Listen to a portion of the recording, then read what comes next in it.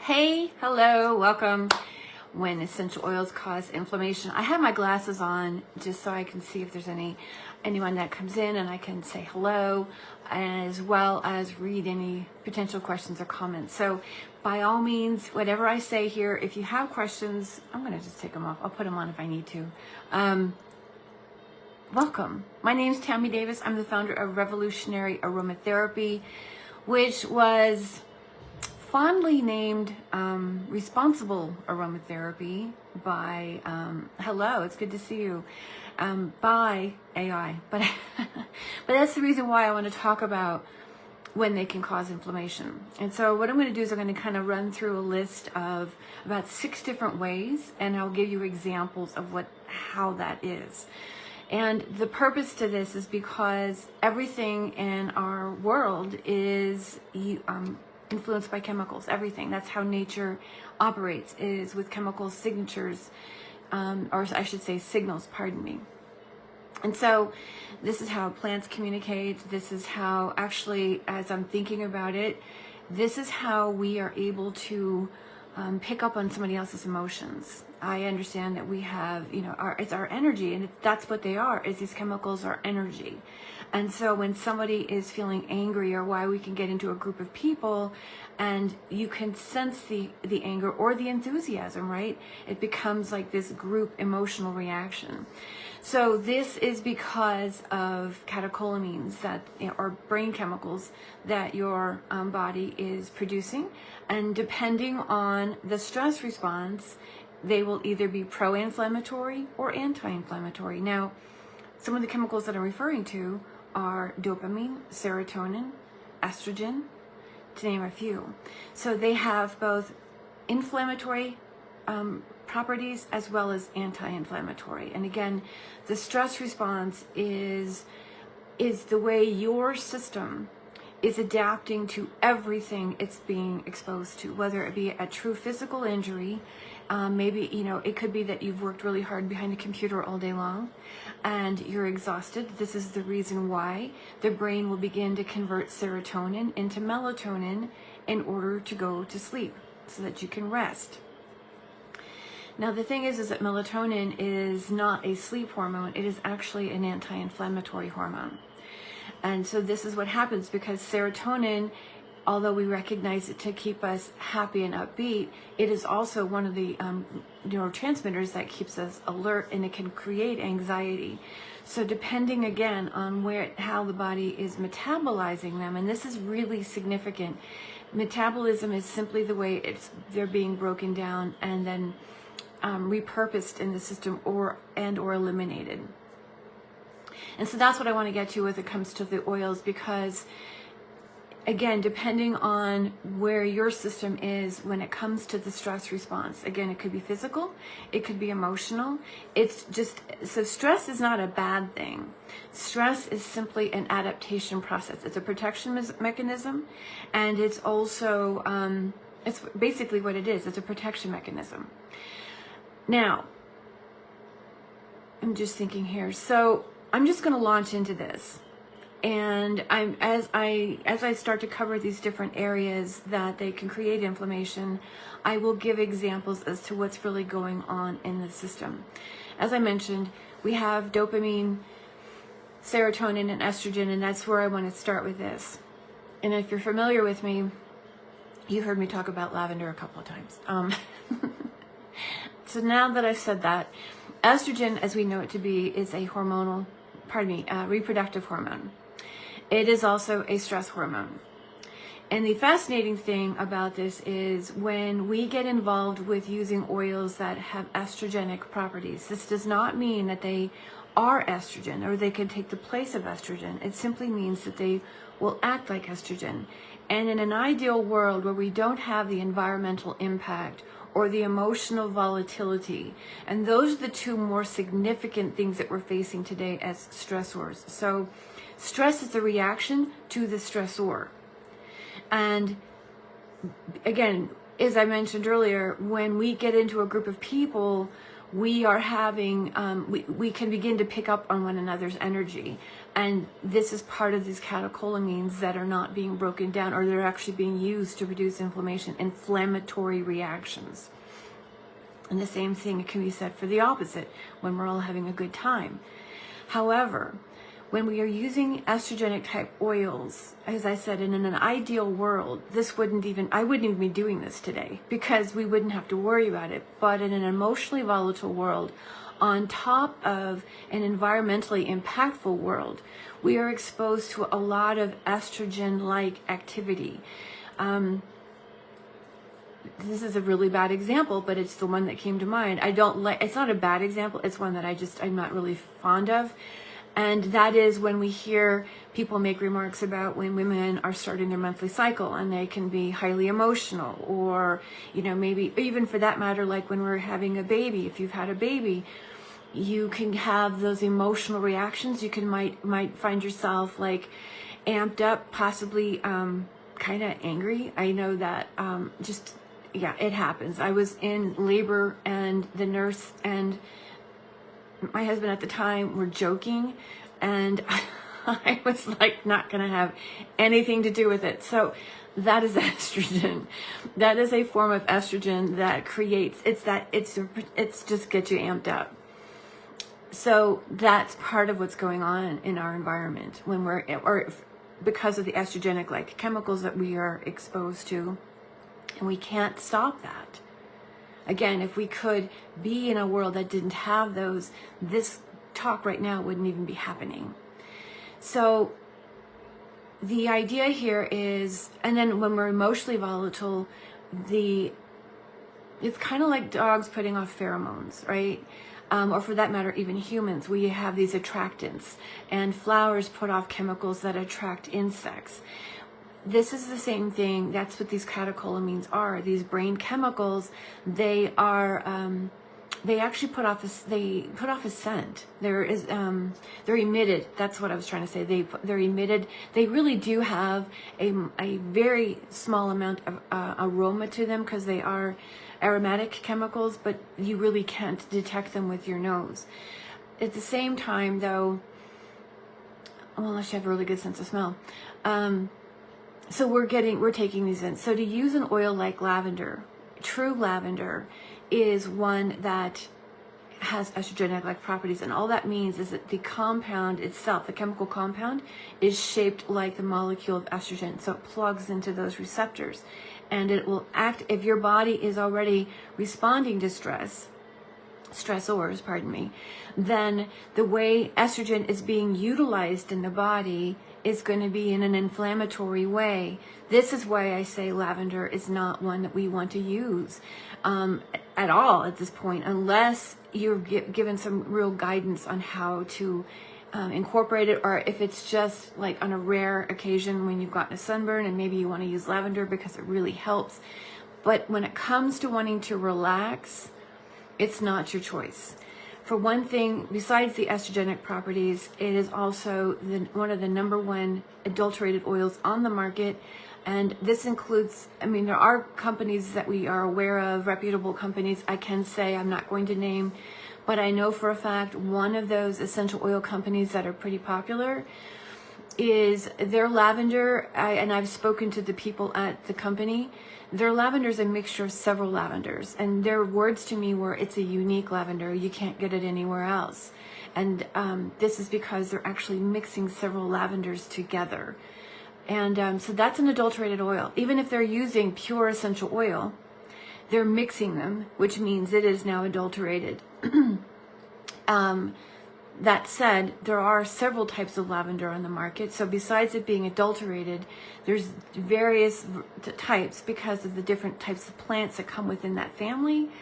So what that means is those chemicals in those oils aren't not necessarily estrogenic. However, they are, they have ketones in them. And ketones can be neurotoxic. And so if you don't know which lavender you actually have, if you're wanting to use it, if you don't know which one you have and you use it on a regular basis, you are going to be actually creating more inflammation, because ketones are eventually neurotoxic. Long-term use of anything with high ketone, and this would be something like thujone is a type of constituent that's considered a ketone. And as a result of that, it can be neurotoxic and create inflammation along the central nervous system. So again, even though it may have a relaxing benefit initially, long-term ongoing use of it will lead to inflammation no matter what type of lavender that you actually have. So that is one idea of how they can create inflammation, is when they have estrogenic properties. Another one is when you're consistently using essential oils, you're just using them the same ones over and over and over again. And that's significant because in pharmacology, they are predominantly studying plant compounds, and they understand that a lot of these constituents really do, in fact, affect very specific genetic receptors in the system. This is the reason why we have medications. So there's a number of oils that will, if we're constantly doing the same thing, let me just say it this way, I was getting ahead of myself. If we're constantly using the same ones over and over and over again because we like them, and I do fiercely advocate for the use of oils on a daily basis as a routine, because of the environmental impact as well as the emotional impact. Those two experiences that we have will elevate our stress response automatically. And so the idea of using oils that are very specific to your needs, and the reason for this is because they assist you with being able to emotionally regulate yourself. This isn't about feeling pissed and then, oh, okay, now all of a sudden you're happy and joyful. This is about feeling that anger and being able to sit with the anger, being able to feel it but not react to it, if that makes any sense. This is the reason why using them on a daily basis, because that level of those emotional reactions that we're having, once you cast it out there, once you release it, those reactions, you're releasing that chemistry and you can't pull it back. There's no do-overs, there's no take-backs on emotional reactions. It doesn't even make it doesn't matter if, and you know, wasn't heard. You know what I'm saying? If it's just something that you're putting out there, and maybe you're storming around, maybe something happened and you're storming around, right? You're having an emotional reaction. That doesn't mean that you're yelling and screaming. It means that you're storming. You're having this reaction. That level of energy is being cast, and it's picking up on other people are picking up on it. So the idea of emotional regulation not only helps you feel good in the moment, it also enhances the way you're impacting others around you. It's a level of energetic responsibility. And that's another reason why I strongly advocate for them on a daily basis. But that, again, you want to change them out. You don't want to use the same ones. And so one of the things that I have is a program that I'm launching called Mood, Mindset, and Metabolism. And it's how we are metabolizing all energy, not just the food that we're eating, but all energy. And the idea here is to give you ideas on how you can, different options that you have that you can kind of switch them out. You know what I'm saying? So I'll give you an example. Let's just say, for example, you have lavender, coriander, and cardamom. Okay? 2 of them are good for the digestive system, and one of them is not. It's just relaxing, and that would be lavender. But the other 2 are relaxing, and they also are good for the digestive system.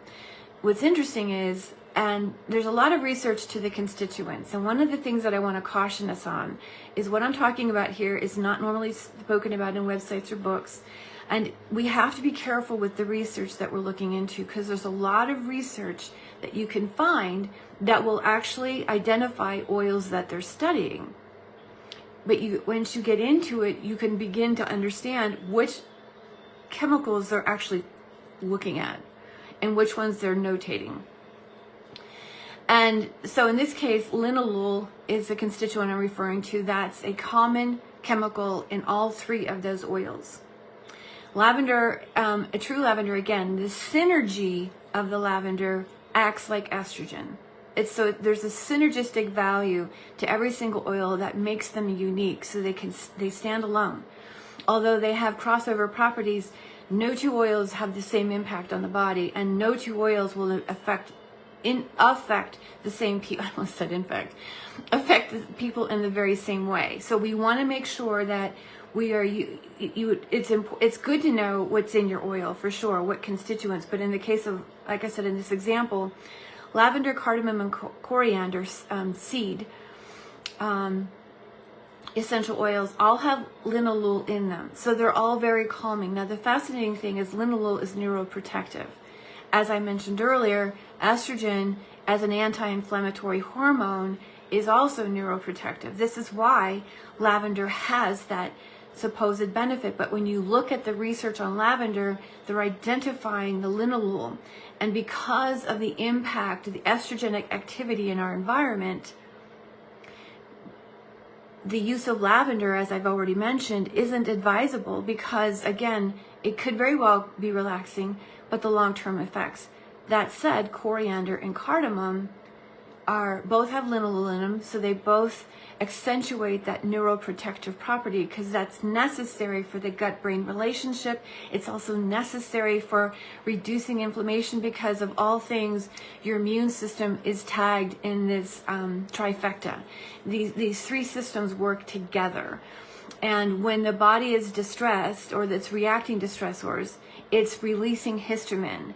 And this is the reason why we have food sensitivities and allergies and, are more prone to colds, flus, and what have you, or for that matter, arthritis and autoimmune disorders. It begins to amplify as a result of the histamine not being released, not being deactivated and metabolized in the system. So all of these chemicals must be deactivated and metabolized in order to maintain that homeostasis so that the inflammation is only temporary as a means of helping you to restore from a long day, from a hard workout, from maybe an emotional reactant, maybe you had like a really emotionally tumultuous day and now it's time to recover. So the body has the ability to recycle and restore this. And so using things like cardamom and coriander would be better options for brain and gut. Depending again on what you got going on would determine which choice. So these are the things that I help guide you with because there's other oils. Another one that would be really good for something like this, in this case for relaxing. And you could switch it out so that you're not consistently using them, would be black pepper, because black pepper supports the gut, it supports the brain, it supports the immune system, and you got it handled right there. So, and interestingly enough, you wouldn't want to use cardamom and coriander at the same time because of you don't want to use the same constituents. Like if you use something like, let's just say cardamom and black pepper, two very different chemical profiles.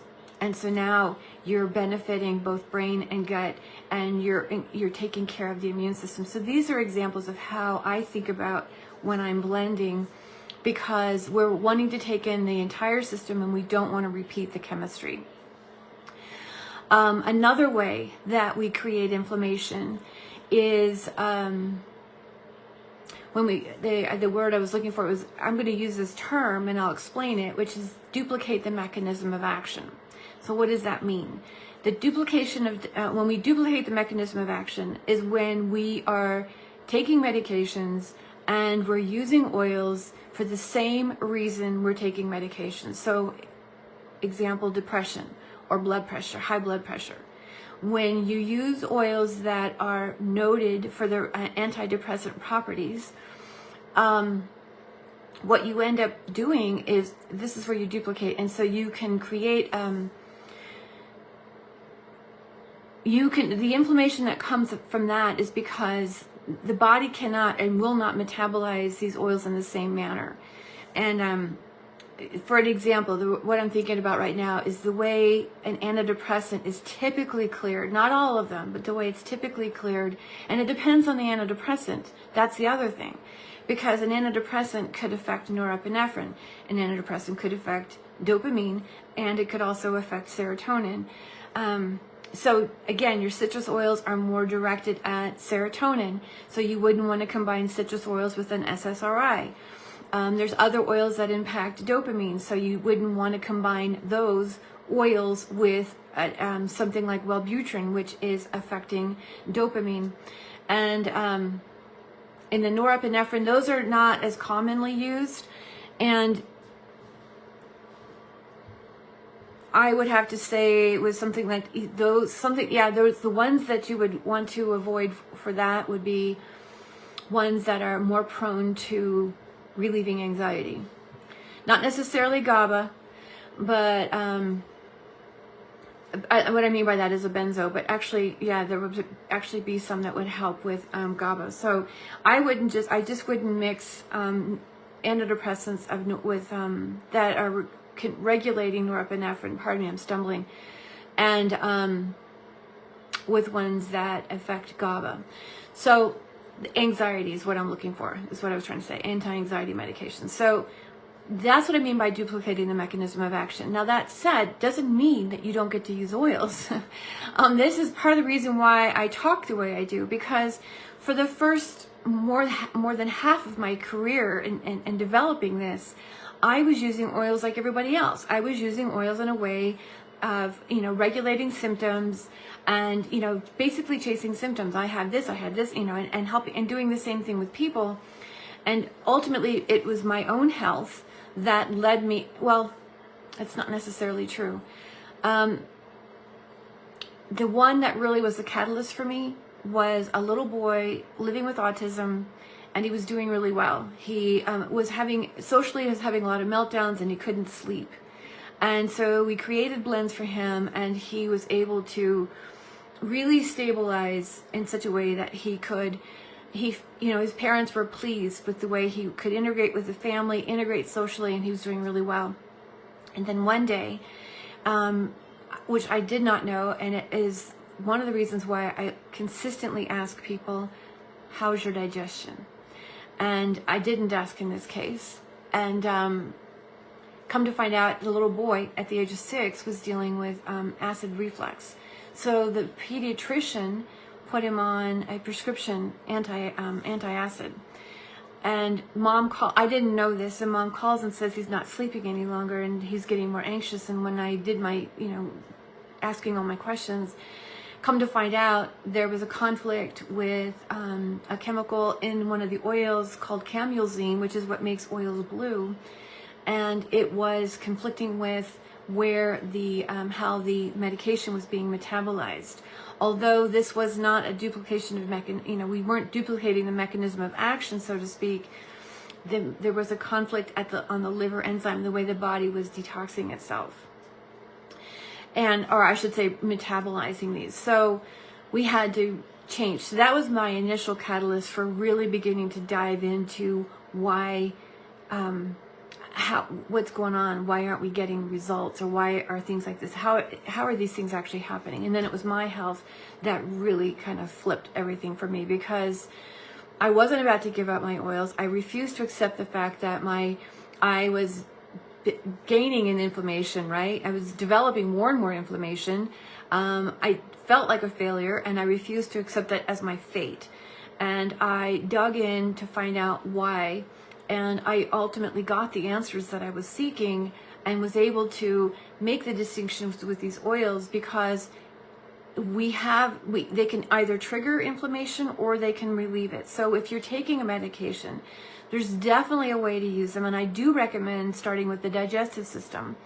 I frequently talk to people about digestion, and I oftentimes hear, no, there's nothing wrong with it. I don't have indigestion. I don't have acid reflux. My bowel movements are normal. I don't get any bloating. I hear a lot of that, and it makes a lot of sense. And my statement is, if you take medications for a particular health condition, or you are struggling with something somewhere with regards to sleep, maybe it's just nervous tension, maybe it's anxiety, maybe it's sleep issues, could be PMS, or maybe it's menopause.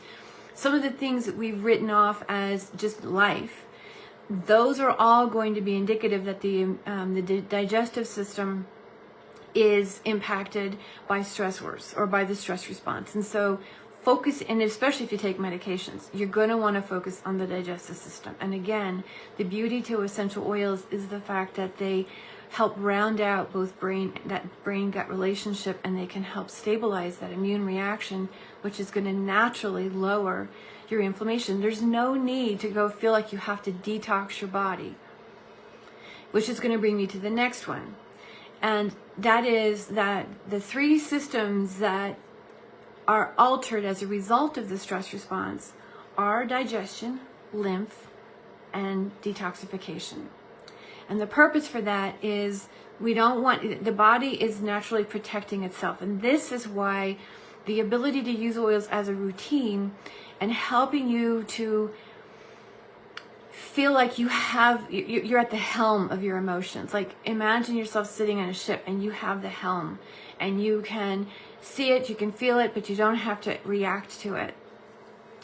You got to have that steady hand, right? And that's what the oils will enable you to do. And the more you can do that, the more you can actually help your body regulate the lymph and the digestion, because all of this is a redirection of energy. That's all it is. It doesn't mean the body's defective. It's simply a redirection of energy. The detox process is simply because the chemicals that are being used are for inflammatory purposes. The body can't break them down just yet because the stress response is still active. So we want to maintain that. So the body's wanting to maintain that. So the idea of going in and trying to detox the body is counterintuitive, because you're trying to force it to do something and you're going to stress it even further. So that would be another way that you would be creating inflammation, simply by trying to do what, trying to override what the body is trying to do. So you might question, well, how does that affect the digestion? Well, the idea here is, think of it this way. If you don't deliberately use oils that are meant to detox the body, and that could be something like cilantro or celery, or I'm trying to think of other ones, angelica, and there's a couple of the citrus oils too. If you're not deliberately trying to purify and detox this system, and you're supporting the brain and the gut, it's going to find its way. You can help move the lymph by physical activity, obviously, increasing your hydration. You can use oils like cedarwood that will actually help move the lymph system and assist you to sleep. And by doing this, you're initiating the rest and digest state. But I want to say this much: digestion isn't more than just your food. It is how you are digesting and metabolizing everything about life, from the information you consume to the chemicals that you're exposed to. Your body is perfectly capable of metabolizing these chemicals. And so the idea here is you don't want to try to override the detox system. And especially if it's struggling, there, again, a couple more oils there's actually a couple more ideas here. So oils would have a chemical in it called carvacrol. Carvacrol is a phenol. And that's important because there is a very specific detox method or pathway, I should say, that the body initiates. And it is what metabolizes these phenols, catecholamines, which is your dopamine, serotonin, estrogen, and so forth. Those are types of phenols. That detox process is slowed as a result of the stress response. So to use oils like oregano, I made that face. I made that face because we've popularized so many oils, and they really do have good benefit. Please don't get me wrong; they really do have good benefit. But things like carvacrol, like oregano and mountain savory, and there's a couple of other ones that contain carvacrol. Like I said, carvacrol is a phenol, and if the body is not struggling to metabolize phenols, what's going to happen is you're going to increase inflammation at that level. So ways to know. I wish I had written this down. I did an article a few years ago. Dark circles under the eyes, nighttime urination. These kinds of things are all.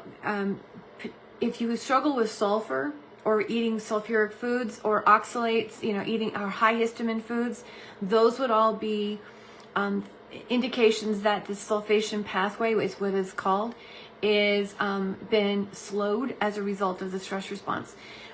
Nothing to worry about. We don't have to fix it. We just want to avoid oils, like I mentioned, that have that carvacrol and other high, and have a high phenol content in it. So, and that would be a list of oils that I would provide you in that program, mood, mindset, and metabolism. But that would be one. So you don't want to force the detox process, is ultimately what I'm getting at. You want to be able to support the gut and allow the body to reset itself. That is the most gentlest way, and it is effective. It doesn't mean that you're going to be waiting 50 years for it to happen. Depending on how responsive your system is, you'll do really well. And then the final way that I wanted to mention creating inflammation is with another oil that is quite popular. It's another heavily adulterated oil, and I really strongly encourage the lack of using this oil, and it is peppermint. Peppermint, and this is anything actually with menthol in it. Menthol is known to increase tissue permeability, more specifically lung tissue, which means it just opens the tissues up and it makes it easier for things to pass through the tissue. A lot of your oils, this is why you don't have to ingest. This is why just putting it on the skin, using them under the nose, putting them under the nose actually activates every area of the brain, which is going to send messages through every area of your system. Putting them on your skin, they contain chemicals, as I said, that increase that permeability, so they absorb rather quickly. Within 20 minutes, it's throughout your entire body. That said, peppermint itself, besides containing the menthol and creating that tissue permeability, the reason why menthol is not recommended is because it increases immune activity. And we think, well, that's great, right? Especially in the cold and flu season, we want to make sure that our system is protected. Well, the fact is the answer would be yes. And at the same time, if you're using, think about all the mentholated products we have out there. For joint pain and muscular pain. We recognize menthol to do two things. We know it helps to relieve congestion, which, by the way, you could do really well with cardamom and helichrysum, to name a few. But at the same time, it also, and we also know it to be cooling, right? So if we have tense muscles or we have pain, that cooling sensation is, in our head, says it's working. And it's a mind thing. What happens with menthol, even though it may have that immediate, like that temporary relief, right? Whether it is in the mind or if it is actually working, the idea with menthol is that it also increases the production of interleukins, and interleukins are a type of cytokine that the immune system actually produces. So people who have chronic joint pain, arthritis, and so forth that are using mentholated products are not making it any easier. Anybody who has an autoimmune disorder, for that matter, it's actually complicating. It's creating more inflammation in the body by using things like peppermint or mentholated products. And just for the record, like I said, peppermint is definitely one of the adulterated oils, and it's frequently adulterated with another oil called corn mint, because menthol levels in corn mint are even higher. So this is a lot of information, and I'm going to pause it there and invite you to ask me any questions. The thing is I love finding, my mind races. I spend a lot of time, I shouldn't say spend, I invest a lot of time looking into it, answering questions. Like, for instance, anxiety, depression, any sort of mood disorder. It is directly linked to inflammation. It's actually directly linked. I mean, they can say that it causes inflammation, and then they also know that inflammation will cause it. And this is that gut-brain immune reaction. So this is a vicious cycle that we can get stuck in. And the other thing is that the detoxification. To me, most of us think, well, I'm producing oxidative stress, so I want to go ahead and detox my body. However, like I mentioned, the detoxification process is reduced because the body does not want to metabolize. It cannot. It needs to use the pro-inflammatory hormones, so it doesn't have a mind, but in its wisdom, it will not. It'll turn off that energy to detox it so that it can maintain levels of inflammation in order to protect you. So this is another reason why being at the helm of your emotions is so critical for helping your system to reset itself, to create that homeostasis, so that the inflammation will begin to naturally slow down, and the body will actually naturally be able to detoxify itself. But I did go into looking into this because I didn't want to speak out and not be able to back up what I'm saying. And so I was able to find that this is actually the case, that stress reduces the detoxification process. So to deliberately try and detox the body without dealing with the stress response is actually complicating it and creating more inflammation because the body can't flush itself. So there are methods that you can do this together, because I do understand that we do want to relieve inflammation and get rid of this oxidative stress. And this is where possibly, working with different people would make a difference. But that said, I share a lot of information when I get it, because I feel like you deserve to know how to be as healthy as possible. And that's why I have this page, Be Remarkably Healthy, because the healthier you are, the healthier we can create a world, because our reactions, we're no longer reacting to the emotions, we're in the space of the emotions, and other people are not picking up on us. And the more that we can demonstrate this, we can create a movement. Pardon me, my eye is starting to twitch. So anyway, I'm going to leave it there. I appreciate you very much. Again, I welcome your questions, and wish you the best of days and weekends. And I'll be back. I'm going to do one next. I think I'm going to keep doing this every Friday. I'm not sure what I'll do next Friday, but I'll be back. Maybe revisit this a little bit further. But until then, take exquisite care.